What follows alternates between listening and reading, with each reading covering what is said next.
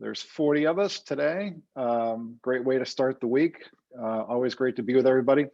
And just a reminder, chat in your observations and questions, and we'll leave just a couple of minutes at the end for us to go over comments and observations and things like that. So we started the year talking about choices, and then we had last week off. The week before that, we were talking about thoughts. We were talking about how thoughts are magnetic. And so thoughts are magnetic and feelings are energetic. And that's what we're going to talk about today. We're going to talk about how our feelings energize us, and they energize the world around us. So where thoughts are magnetic and they draw things to us, right? Feelings are kind of the fuel to that make things happen. And so if you think about your feelings or your frame of mind, maybe that's probably a better way to look at it. If we think about our frame of mind of how we approach something or how we look at something, think about how your feelings about something impact people around you and how they impact even your own actions. So you can be in a group of, say, 15 people, and you could get one person that's, not kind of in rhythm, and that kind of disruption will disrupt a whole group. And if you also take a look at your own feelings about when you have to go do something, and you're not you're kind of not in rhythm around it, or you're unsure about it, you think about how kind of unsettled you get. And when people say things like I don't know why, but I just don't feel like this is the right thing to do, they can't necessarily quantify it.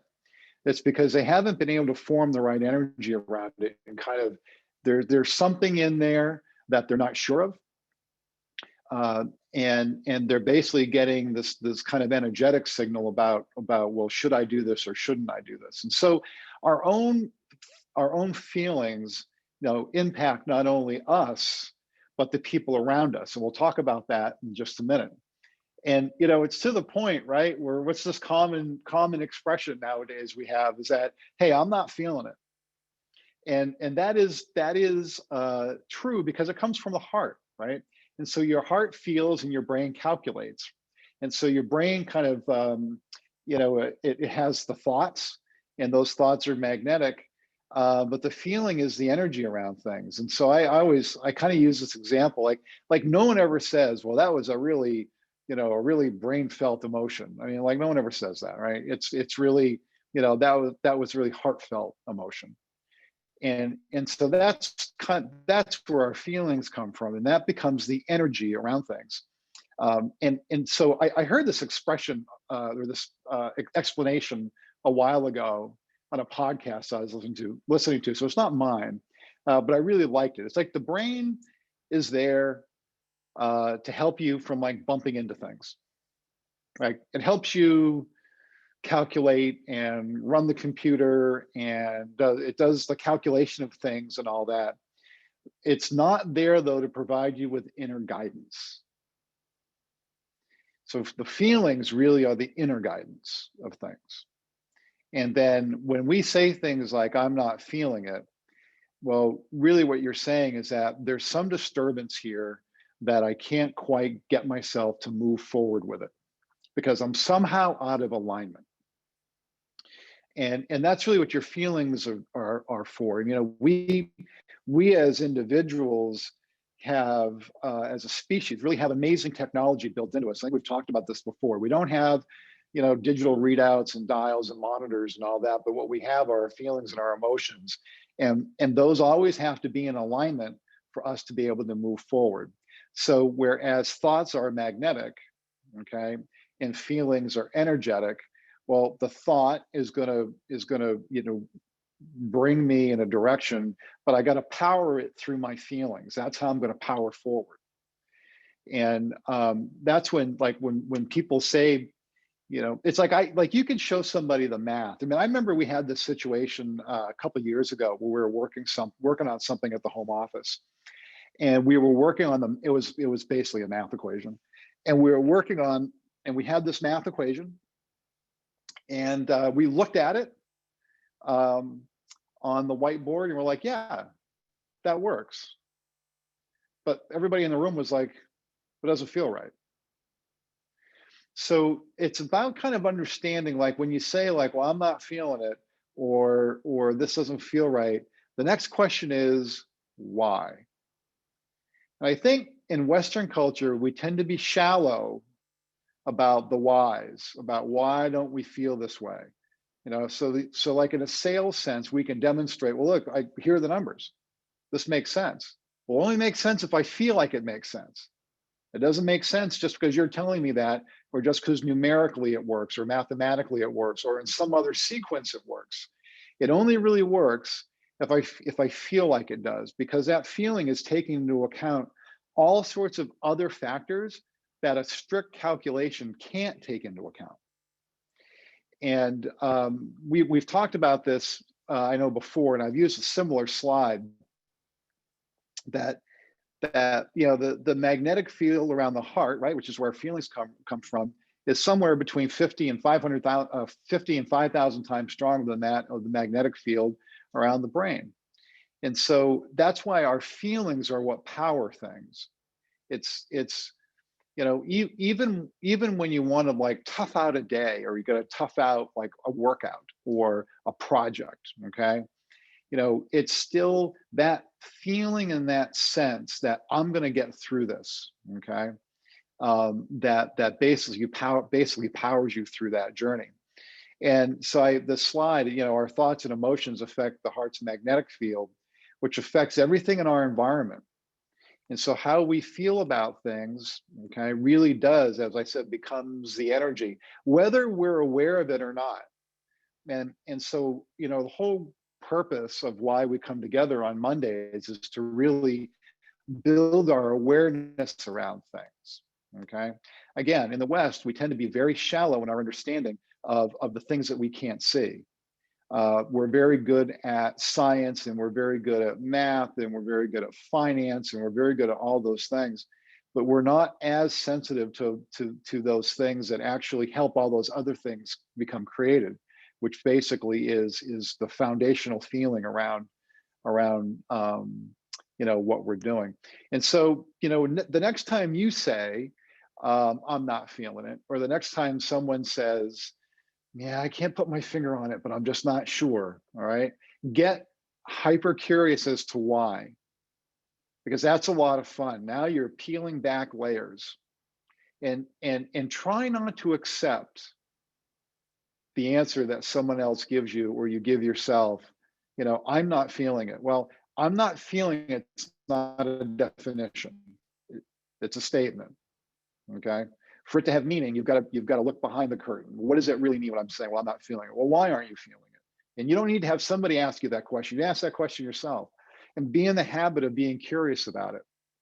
And you're going to find a better way to align your thoughts and your feelings. And so thoughts plus feelings equals magic. So when you can get your thoughts, right, and they're magnetic, and your feelings, which are energetic, if you can get those in alignment, okay, that's magic. That's how things happen. That's how Thomas Edison created the light bulb, right? That's how top athletes get ready for a season, or get ready for a game, right? Their thoughts and their feelings are in alignment. I want to do this thing. Okay, so I've sent it out to the universe. I want to do whatever this thing is, and I'm going to, right? So I've already set that intention. Well, what's going to power that intention? Well, the power is going to be the feelings around it. And I'm excited about doing that, because when I accomplish that, or when I go through this event, or as I'm learning through this, okay, I'm going to feel complete. And then all of a sudden, that's the end. That's the magic. Okay. So from a how-to perspective, by matching your feelings energetically with your thoughts magnetically, you create a complete alignment and purpose. And then in motion, once you move into action. So when we're talking about thoughts plus feelings equal magic, okay, you have to have action to get there. So being aligned, okay, with your thoughts and being aligned with your feelings, all right, that's what puts you in the position where that you're in alignment, and then you can move forward more fully. But for anything to happen, you've got to have that action. You've got to move forward, and so being able to align those feelings and your thoughts and putting them together that's when you've got it's easier to move forward. You ever done something where, like, I know I got to do this thing, but like I know I have to, but I'm not quite sure about it, right? And sometimes we have to do that. Sometimes we just can't avoid it. Sometimes we just have to take the journey to see what comes out of it. But other times, we want to make sure that our thoughts are in alignment. So let's see how we're doing for questions.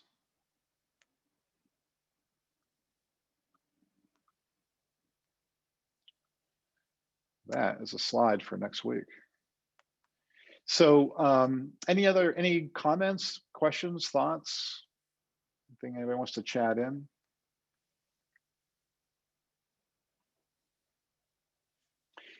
So be aware of your feelings around things.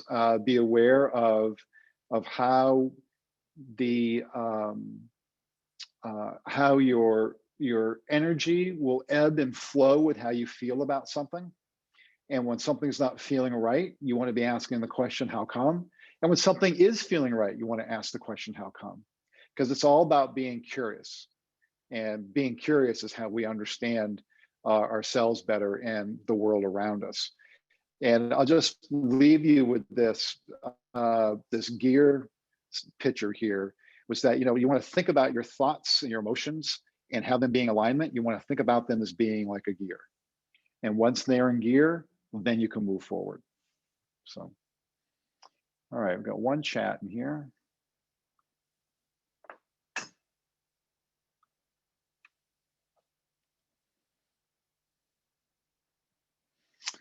Yeah, Catherine's talking about mantras.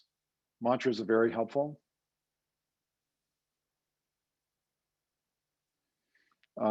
Yeah, and when feeling overwhelmed, that's thank you for that. When you're feeling overwhelmed, that's a really good time to not give in to the energy of being overwhelmed. And because we're like a big circuit board. So when we have a lot of stuff coming at us, sometimes we have enough stuff coming at us that our circuitry can get overloaded. And of course, we adjust our circuitry based on like the questions around why.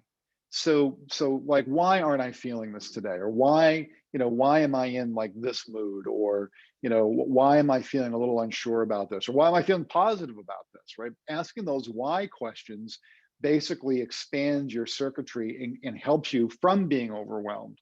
Because when you get into that overwhelmed state, the very best thing you can do is just take a step back, no reaction, okay? Sit with, why am I feeling overwhelmed? And just sit with it. And what'll happen, it could just take you 30 seconds. It doesn't have to be an hour, okay? It could be 10 minutes, whatever it is. And start to dissect why that is. It's a little bit like peeling back the layers of an onion, and then you realize, oh, it's this and it's that. And all of a sudden you can start to compartmentalize things a little bit, and then understand, well, why am I feeling this way? And a lot of times when you get overwhelmed, what you find is that it gets kind of down to maybe just like one thing, but you don't go but to be able to do that, you've got to go through that process of understanding your feelings around it. So, all right, well, it looks like that's what we got for chat. So I've got one more from Diane. Yeah, that's a great comment, Diane. When I slow my mind down and pause, it gives me access to the feelings. Yeah, I mean that's we talk a lot. We talk about this a lot, right? That's what meditation is about. But meditation doesn't have to be, an hour in a room sitting on pillows or something. It doesn't have to be that. It could be like Diane was just saying. It could just be a minute. It could be 30 seconds. Just pause long enough to see to see how you're feeling about things. Um, and Denise, yeah, excellent. Yeah, this is really cool stuff this morning. Yeah, when we ignore our feelings, um, that it's not quite right, the action will be more difficult, and that's true. Yeah, because once you kind of get an understanding, well, something doesn't feel right. Once you get an understanding around that, then you make adjustments, and then you get into alignment, and then you move forward. So and I think a lot of times when you take a look at people who have maybe kind of frantic or hectic lives, kind of, or maybe chaotic lives, is because they're always moving forward, but not in alignment. And so are they spending time, either consciously or unconsciously, really aligning their thoughts and their feelings, so that you get that gear synchronization. And it's a practice. So it's like anything else. It's like any other muscle, right? That you want to put these things into practice. You're not gonna do it like, you can't monitor your thoughts, right? The average person has about 60,000 thoughts a day. Well, you can't monitor 60,000 thoughts, otherwise we wouldn't be doing anything. But if you monitor some of the same thoughts, or that you notice a pattern in your thinking, you only need to catch one of those thoughts and change one at a time. And then it changes, basically, your subconscious programming. All right, well, that was really fun. So I hope everybody enjoyed this, and I hope you have a great week. And it's always wonderful to start the week off with everybody. Take care.